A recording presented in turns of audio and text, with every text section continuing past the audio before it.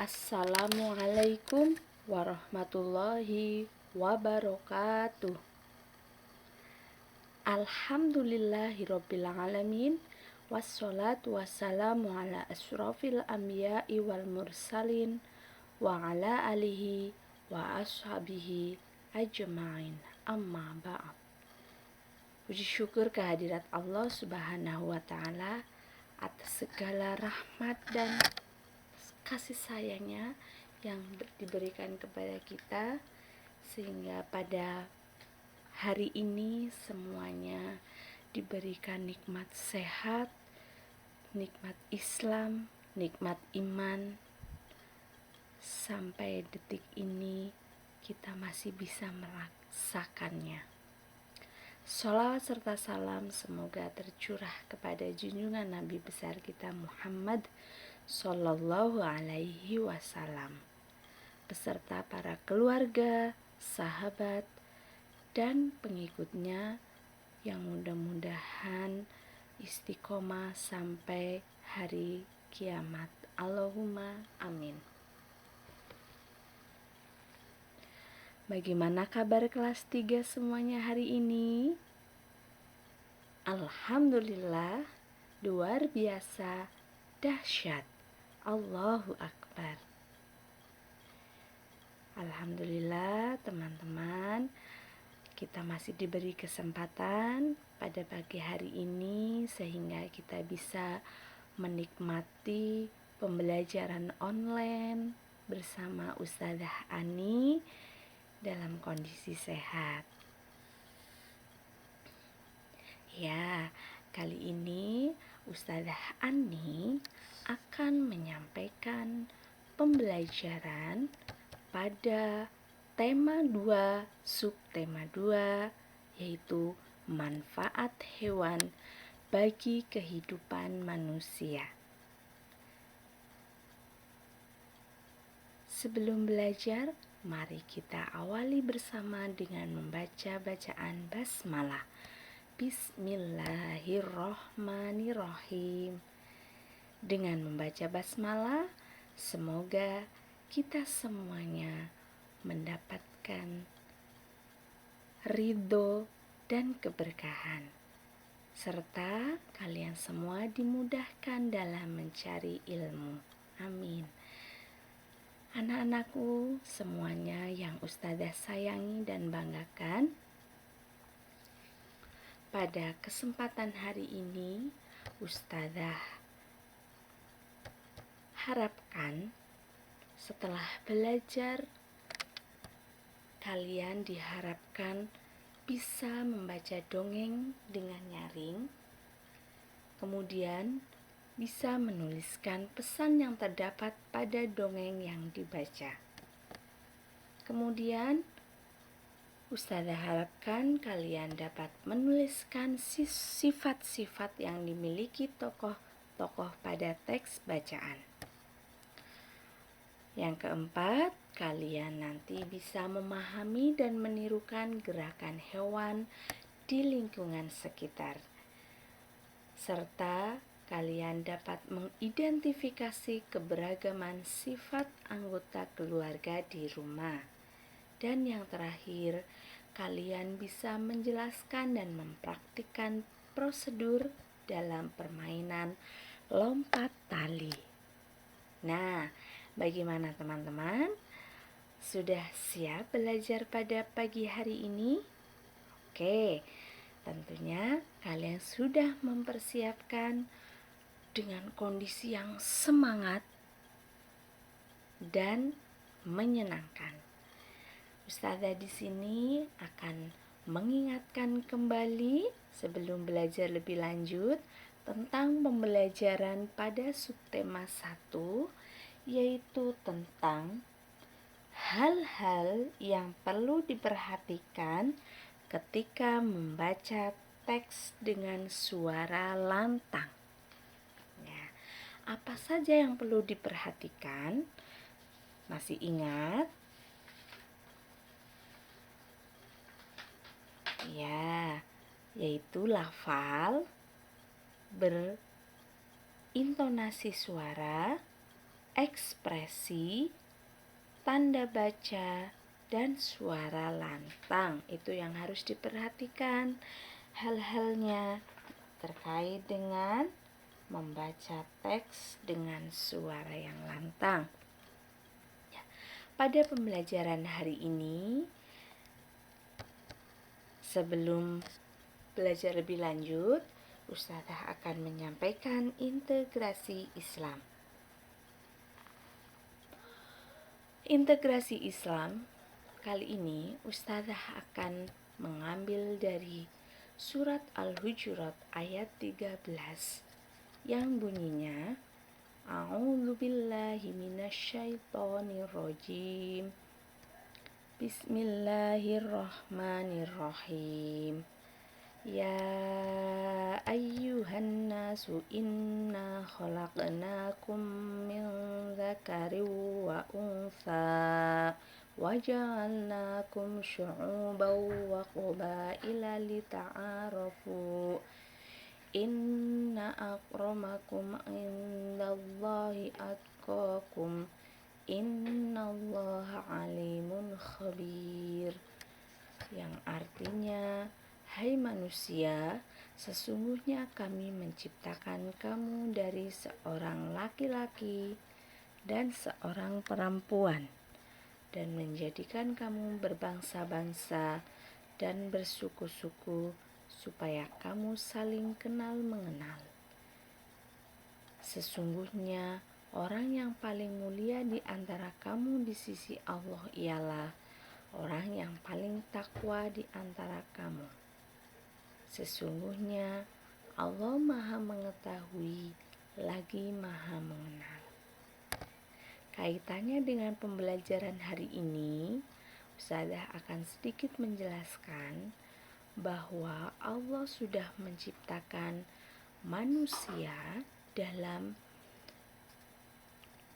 kondisi yang berbeda, yaitu ada seorang laki-laki dan seorang perempuan. Kemudian menjadikan kita semua sebagai bangsa-bangsa dan bersuku-suku.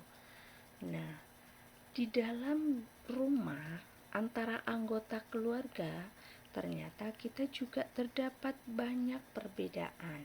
Salah satunya sifat. Selain jenis kelamin ya, sifat tentu kita berbeda antara satu dengan yang lainnya. Antara ayah, antara ibu, kakak, dan adik. Dengan adanya perbedaan itu, maka kita harus saling memahami, menghargai, dan menghormati. Karena di hadapan Allah, hal yang paling dibedakan adalah takwanya. Nah, karena Allah Maha Mengetahui lagi Maha Mengenal siapa kita. Oke, selanjutnya Ustazah akan membacakan teks dongeng berikut ini. Ustazah harapkan kalian bisa menyimak baik-baik dan memperhatikannya. Dongeng yang berjudul Ayam Jago Baru. Pengarang anonim. Ada ayam jago baru di suatu dusun. Dia datang dari kota yang jauh sekali.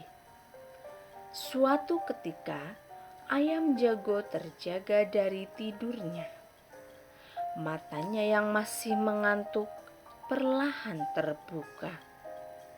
Di langit, dia melihat benda bundar berwarna kuning keemasan. Itu pasti matahari, pikirnya. Maka walaupun dia masih mengantuk, dia melompat ke atas pagar. Kukuruyuk! Hari matahari sudah pagi, kokoknya keras-keras. Induk-induk ayam bergegas berlarian keluar. Mereka mulai mengais-ngais mencari makan. Wah, betapa gelapnya hari ini, keluh mereka. Tiba-tiba terbang melintas seekor burung hantu. Dia hinggap di pohon dekat mereka. "Kamu siapa?" tanya si ayam jago baru. "Aku burung hantu," jawabnya. "Hai, mengapa kalian ribut-ribut di tengah malam begini?" Si ayam jago tadi berkokok. "Itu tanda hari sudah pagi," ujar induk-induk ayam itu. Mereka kemudian ribut bergumam. Si burung hantu menepukkan sayapnya meminta mereka tenang. "Iya, itu matahari sudah terbit di langit," ujar si jago. Si burung hantu tertawa terbahak-bahak. "Itu bukan matahari, itu adalah bulan purnama," katanya. Induk-induk ayam kembali bergumam. Mereka kembali ke tempat masing-masing dan tidur lagi. Si ayam jago baru merasa malu. Dia berjanji besok lagi akan membuka kedua matanya lebar-lebar. Dia harus yakin yang dilihatnya adalah matahari. Setelah itu baru dia akan berkokok. Nah, tadi sudah Ustazah bacakan dongeng yang berjudul Ayam Jago Baru. Ustazah berusaha menyampaikan, membacakan dongeng sesuai dengan lafal, intonasi, ekspresi, dan suara yang lantang. Mudah-mudahan kalian bisa menirukannya, dan Ustazah akan mengajak kalian mencari atau menjelaskan isi dongeng. Setelah tadi dibacakan, kalian tentu bisa menjelaskan isinya. Bagaimana cara menjelaskan isi dongeng? Kalian harus memperhatikan ini. Informasi dalam dongeng dapat ditulis dalam bentuk peta pikiran, yang artinya salah satu cara yang dapat kita lakukan untuk dapat memahami informasi dalam suatu teks atau bacaan. Kemudian, peta pikiran itu bisa membuat orang semakin mudah dalam memahami isi dongeng. Kalian harus membuat peta pikiran terlebih dahulu supaya bisa menjelaskan isi dongeng. Ya, karena itu akan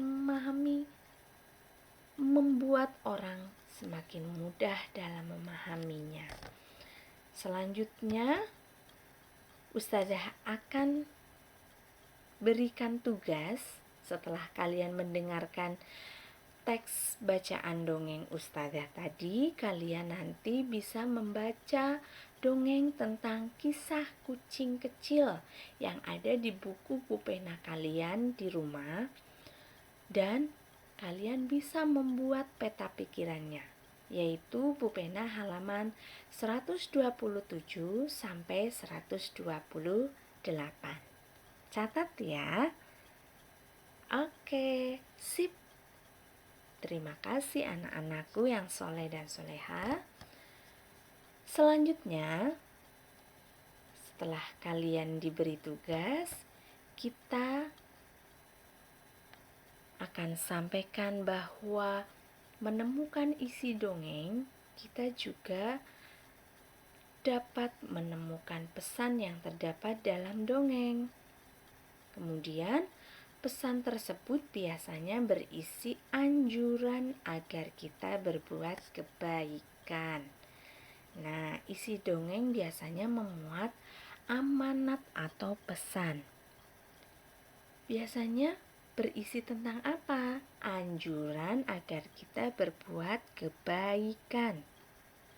Kita dapat menemukan amanat atau pesan dari dongeng menggunakan kata tanya yang tepat, seperti apa, mengapa, siapa, di mana, dan bagaimana. Itu membantu kita dalam menemukan isi dongeng yang berisi tentang pesan, tentu anjuran agar kita berbuat dalam kebaikan. Seperti itu ya. Ya, ada yang sudah paham bahwasanya setelah membaca suatu bacaan, kita harus bisa menemukan pesannya, itulah isinya. Biasanya pesannya itu berisi tentang anjuran agar kita berbuat kebaikan. Ya. Oke, selanjutnya perhatikan dongeng berikut ini. Ada kisah semut dan merpati, pengarang anonim. Di sini terdapat 5 paragraf yang Ustazah sudah suguhkan melalui angka di sini, berarti pertanda itu merupakan paragraf baru di sebuah bacaan. Perhatikan ciri-cirinya, bahwasanya jika ada paragraf, maka tulisan pada huruf pertamanya itu lebih menjorok ke dalam.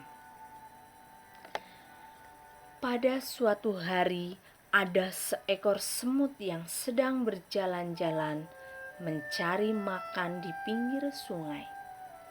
Seperti biasa, dia berjalan dengan riang dan karena kurang hati-hati, tiba-tiba ia terjatuh ke dalam sungai. Arus sungai menghanyutkannya. Semua itu timbul tenggelam dan kelelahan. Ia berusaha untuk menepi, tetapi tidak berhasil. Seekor burung merpati kebetulan bertengger di ranting pohon yang melintang di atas sungai. Melihat semut yang hampir tenggelam dan merasa iba, burung merpati ini memetik daun dan menjatuhkannya di dekat semut. Semut merayap naik ke atas daun. Akhirnya ia berhasil menyelamatkan dirinya dengan bantuan daun tersebut dan mendarat di tepi sungai. Tidak lama kemudian, sang semut melihat seorang pemburu burung sedang mengendap-endap berusaha mendekati burung merpati yang telah menolongnya tadi. Semut menyadari bahaya yang membayangi merpati yang baik tersebut. Ia segera berlari mendekati pemburu dan menggigit kaki sang pemburu. Pemburu itu kesakitan dan terkejut. Ia mengibaskan ranting yang tadinya akan digunakan untuk menangkap burung. Burung merpati menyadari keberadaan pemburu yang sibuk mengibas-ibaskan ranting. Akhirnya, sang burung pun terbang menyelamatkan dirinya. Ya, 5 paragraf yang berjudul Semut dan Merpati ini dari dongeng yang Ustazah bacakan. Melalui pertanyaan yang Ustazah akan suguhkan, kalian nanti bisa menentukan pesan yang terdapat pada dongeng tersebut. Coba Yuk, pertanyaan nomor 1 kalian bisa jawab. Pelajaran apa yang kamu dapatkan dari dongeng kisah semut dan merpati? Ada yang bisa? Ya, pelajaran yang dapat kita dapatkan yaitu hidup saling tolong-menolong atau saling membantu. Oke? Yang kedua, dari paragraf berapa kamu menemukan pelajaran dari dongeng kisah semut dan merpati? Ya, betul. Paragraf 3 dan paragraf 4. Setelah membaca pertanyaan, kalian bisa menyebutkan atau menuliskan pesan yang terdapat pada dongeng. Nah, kalian tentu bisa juga belajar di rumah. Tadi setelah membaca dongeng halaman 127 dan 128, kalian juga harus bisa menemukan pesan yang terdapat pada bacaan dongeng tersebut. Oke? Nah, selanjutnya apa sih dongeng tentang hewan? Dari tadi Ustazah sudah membacakan dongeng kan? Itu temanya masih dongeng tentang hewan. Nah, dongeng tentang hewan ini nama lainnya disebut dengan fabel. Fabel adalah dongeng yang tokohnya adalah hewan. Amanat yang sudah kamu temukan dapat kamu ceritakan kembali kepada orang lain. Fabel juga berisi pesan atau amanat. Ingat ya, dongeng adalah cerita fiktif atau cerita tidak sesungguhnya, bahkan tidak ada pada kehidupan sehari-hari. Tapi dongeng tentang hewan atau fabel itu berisi tentang pesan atau amanat yang dapat kita ambil hikmahnya. Nah, berikut penjelasan tentang dongeng atau fabel. Selanjutnya, setelah kalian belajar dengan Ustazah terkait dengan dongeng, kemudian cara mencari atau menemukan, menjelaskan isi pesan pada sebuah dongeng, kali ini tentu kalian dalam kehidupan di dalam rumah kalian ada perbedaan sifat. Sangat beragam sifat anggota keluarga di dalam rumah. Ya, semua anggota keluarga sebaiknya saling memahami dan menghargai setiap perbedaan sifat. Contohnya, Ayah dan Benny. Mereka memiliki peliharaan ayam. Dengan peliharaan ayam, Ayah memiliki sifat yang sangat menyukai binatang. Dan juga Ayah memiliki sifat yang lucu. Serta Benny memiliki sifat sama, menyukai binatang. Dan Benny selalu rajin. Berbeda juga dengan ibunya dan juga adiknya. Dengan sifat yang berbeda, ingat kita harus saling memahami dan menghargai setiap perbedaannya. Dengan adanya keberagaman, kita dapat belajar untuk saling menghargai satu sama lainnya. Nah,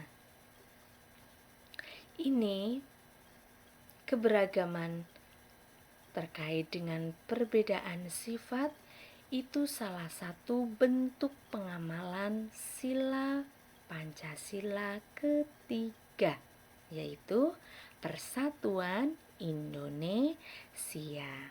Nah, kalian lihat Beni sedang apa dan adiknya?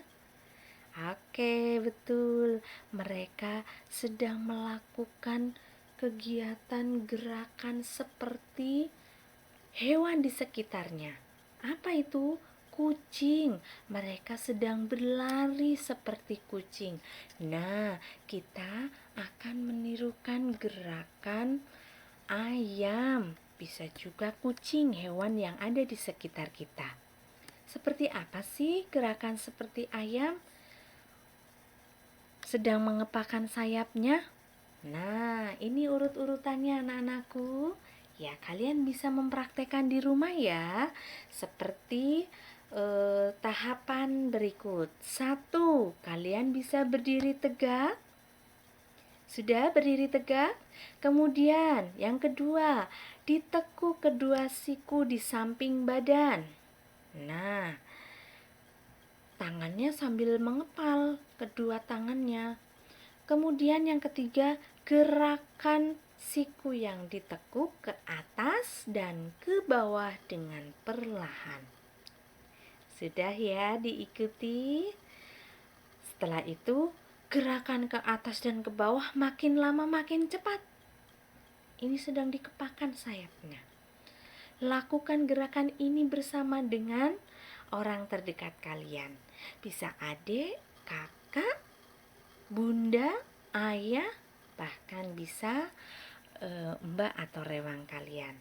Ya, sudah bisa semuanya ya. Ini kegiatan menggerakkan atau memahami gerakan pada hewan ayam yang sedang mengepakkan sayap. Selain kalian bisa menirukan gerakan ayam, pada buku pulpena yang kalian miliki, itu kalian bisa menirukan gerakan kupu-kupu yang terdapat pada halaman 131. Itu kalian bisa menirukan gerakan kupu-kupu. Ya, langkah-langkahnya juga di situ ada. Kalian bisa dipahami terlebih dahulu baru dipraktekkan.